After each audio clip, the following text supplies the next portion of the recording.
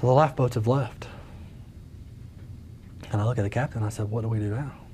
So the decision was made to try to launch a life raft. At that point, there were several more explosions, large, intense explosions. And I remember grabbing a girl and a young man by the shirts and backing them up against the wall. These explosions, what do they feel like, sound like? Oh, they're just the most incredible fireworks you've ever been to, and then, you know, multiply it times 100. It just take your breath away type explosions, shake your body to the core explosions, take your vision away from the percussion of the explosions. Very intense. And I remember grabbing that girl and telling her to go, and her making a step or two, and then there went the life raft. They left without you? In my mind at that point, there's two people other than me standing there. How in the world are we going to try to launch this next life raft? I still can't hardly breathe. My ankle has finally now told me that it's hurting really bad, and my elbow is throbbing.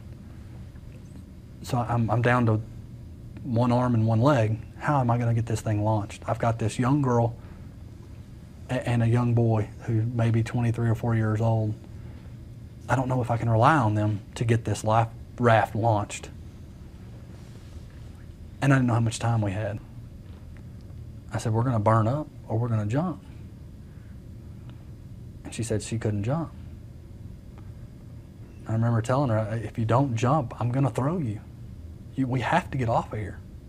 We can't stay here. How far is it to the sea? Maybe 90 feet, 100 feet. It's a long ways. At that point, I remember seeing the boy, the young man, jump from the handrail. I remember closing my eyes and saying a prayer and asking God to tell my wife, little girl, that Daddy did everything he could. And if I survive this, it's for a reason. I made those 3 steps, and I pushed off the end of the rig. And I fell for what seemed like forever. A lot of things go through your mind.